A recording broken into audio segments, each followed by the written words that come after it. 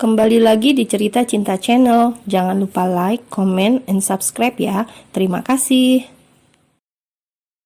15 menit kemudian, Tama keluar dari kamar mandi tanpa menghiraukan istrinya sedikit pun. Nabila keluar kamar untuk menyiapkan minuman dan sarapan. "Itu semuanya udah aku siapin," ucap Nabila sambil menunjuk ke arah ranjang di mana ia letakkan seluruh pakaian Tama yang sudah ia siapkan. "Makasih," jawab Tama. Nabila sudah duduk di kursi makan, menunggu lelaki itu keluar. Namun saat yang ditunggunya tiba, Tama malah langsung berjalan menuju pintu keluar. "Sayang, sarapan dulu," Nabila mengejar lelaki itu. "Di kantor aja, ntar udah jam 8, aku ada janji." Tapi Nabila masih mencegah Tama untuk tidak langsung pergi.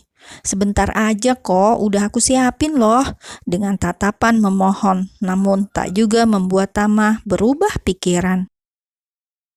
"Sorry banget sayang, bukannya aku nggak mau, tapi aku beneran buru-buru." Nabila menghela nafasnya kasar, tak pernah Tama bersikap seperti ini. "Oke," hanya satu kata yang mampu ia ucapkan, kemudian mengulurkan tangannya untuk menyalami suaminya seperti biasa. "Nabila, hari ini ikut mama yuk," suara Bu Irina menyadarkan lamunannya saat menatap kepergian Tama dari ambang pintu rumah. "Ya mah, kemana?" Nabila menoleh. "Makan siang di restoran, ada arisan keluarga, biar kamu lebih akrab juga sama saudara-saudara mama. Mau ya?" "Boleh mah, baiklah." Sepertinya menerima ajakan sang mertua ada baiknya agar ia ada kegiatan, jadi pikirannya tidak hanya terfokus pada suaminya saja. Nabila kembali ke kamar, melewatkan sarapannya. Seleranya hilang seketika. Ia tatap kalender di ponselnya, mengingat perkataan dokter bahwa harus menandai tanggal masa suburnya. Tapi Nabila hanya bisa menatap tanpa melakukan apapun. "Gimana aku bisa nentuin masa subur? Jadwal haidku aja berantakan. Mungkin memang udah nasib aku kayak gini." Kemudian pandangannya beralih pada bingkai yang berisikan foto preweddingnya dengan Tama 2 tahun yang lalu. Di foto itu terlihat Tama sedang menggendong Nabila ala bridal style. Mereka saling tertawa lepas, seolah tak akan ada rintangan di dalam pernikahan mereka nantinya. Seketika air mata Nabila menetes, padahal ia sudah berusaha menahan, namun kini ia malah menangis sejadi-jadinya. Nabila sudah bersiap rapi dan cantik dengan mengenakan dres selutut lengan sesiku. Dres berwarna biru dongker itu terlihat sangat anggun pada tubuhnya. Ia keluar kamar, tak lupa membawa tas jinjingnya, berjalan menuju ruang keluarga. Ia duduk di sana dan meraih ponselnya untuk menghubungi suaminya. 3 kali panggilan, Tama tak juga menjawab, hingga akhirnya ia hanya mengabari melalui pesan singkat bahwa ia akan pergi bersama Mama Irina. Ingin sekali Nabila membanting ponselnya saat ini, padahal ini kan sudah hampir jam istirahat. Mengapa lelaki itu hanya menerima panggilannya saja tidak bisa? "Ayo sayang, kamu yang nyetir atau kita ajak Pak Didit?" Bu Irina juga sudah siap, tak kalah cantik dengan dirinya. Terpancar style ala ibu-ibu sosialita, tas branded, perhiasan mewah, cincin berlian, semuanya ia kenakan hari ini. Saat melihat penampilan mertuanya, Nabila berpikir sejenak. Sepertinya bukan hanya acara arisan keluarga, tapi mungkin akan ada ajang pamer di sana. Itu sudah pasti. "Nabila aja yang nyetir mah, tapi naik mobil Nabila nggak apa-apa kan?" tanya Nabila hati-hati. "Emang kenapa? Mobil kamu sehat kan?" Bu Irina berkerut kening. "Sehat sih mah, tapi mama nggak malu kan? Soalnya mobil Nabila bukan mobil mewah." Nabila tertawa kecil setelah mengatakan itu. Bu Irina menggeleng pelan. Nggak apa-apa kok sayang, nggak masalah buat mama. Yuk kita jalan sekarang. Nabila mengangguk mengiyakan. Di dalam perjalanan, Nabila fokus menyetir, meski sesekali pikirannya tertuju pada Tama. Hatinya begitu sakit diperlakukan seperti ini. Hiruk-pikuk jalanan siang hari yang padat ia lalui dengan pikiran yang tidak tenang. Nabila, sayang, Bu Irina mengusap lengannya dan menyadarkan lamunannya. Iya mah, kenapa? Harusnya mama yang nanya, kamu kenapa? Bu Irina menyadari sedari tadi menantunya itu tidak banyak bicara seperti biasa. Gak apa-apa kok, Mah. Nabila menoleh sedikit dan tersenyum. Oh iya, haid kamu gimana? Udah lancar? Belum, Mah. Ya masih telat-telat gitu. Nabila menjawab sambil menampilkan cengirnya. Ya udah, nggak apa-apa. Yang penting kamu jangan stres dan tetap jaga pola makan sesuai anjuran dokter, ya. Nabila mengangguk sebagai jawaban. Anak mama tuh yang bikin aku stres. Sayangnya, Nabila hanya mampu mengucapkan itu di dalam hatinya. Benar saja, Nabila terbebas dari beban pekerjaannya selama ia mengambil cuti 2 bulan ini. Namun tetap saja, pikirannya tak bisa tenang dan rileks mengingat sikap suaminya akhir-akhir ini.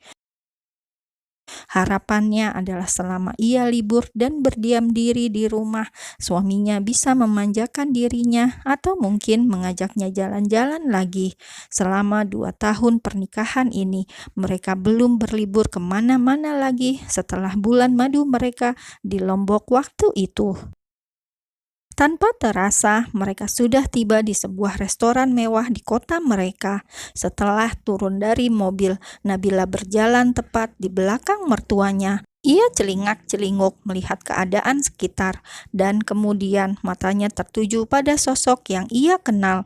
Namun, ia langsung mengalihkan pandangannya dan berpura-pura tidak melihat.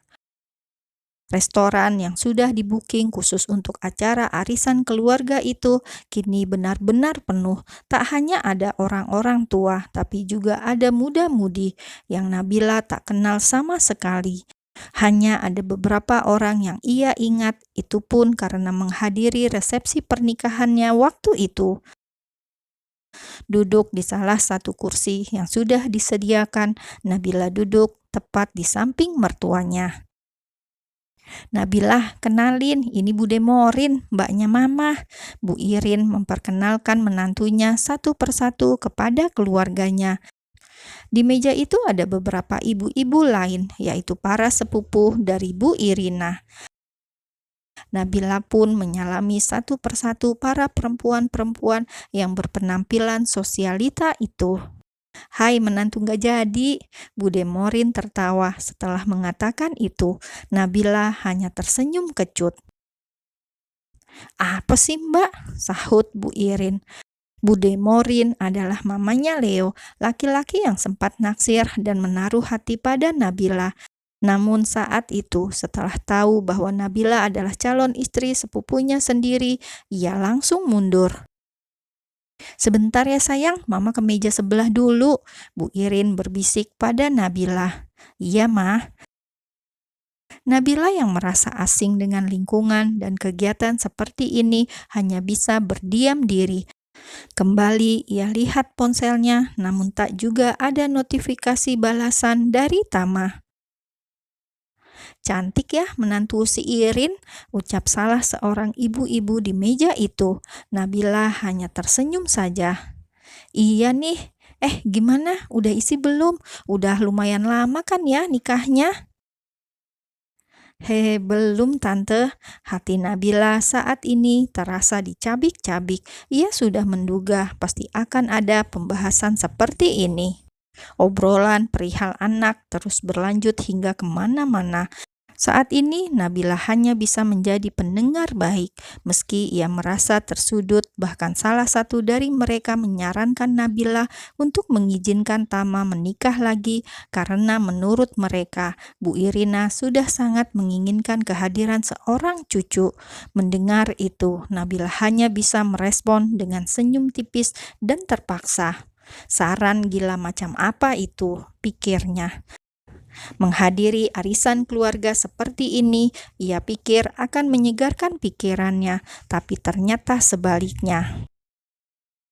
Hingga Nabila memilih pergi dari meja itu dengan alasan harus menerima panggilan telepon. Ia pergi ke toilet untuk menenangkan diri. Kembali air matanya menetes, namun ia bisa menahan. Nabila yang belum menyelesaikan makan siangnya tak memilih kembali ke meja. Ia keluar dari restoran dan berdiri sebentar di area parkir. Kemudian matanya tertuju pada sebuah coffee shop yang terletak di seberang jalan. Sepertinya ia bisa menenangkan pikiran sebentar di sana. Tak lupa ia memberitahu pada mertuanya melalui pesan singkat. Nabila berdiri di pinggir jalan untuk menyeberang. Tiba-tiba di sampingnya berdiri sosok laki-laki yang tentu postur tubuhnya lebih tinggi darinya. Sepertinya lelaki itu sedari tadi memang memperhatikan gerak-gerik Nabila hingga bisa mengikutinya sampai di sini. "Mau ke depan ya? Yuk bareng," ajak lelaki itu. Nabila hanya melirik sekilas, belum menjawab. "Aku butuh kopi, kayaknya kamu juga ya," lanjut lelaki itu sambil melirik ke kiri dan kanan untuk memastikan tak ada kendaraan yang akan melintas. Sementara Nabila masih berpikir harus ikut ajakan itu atau menghindar.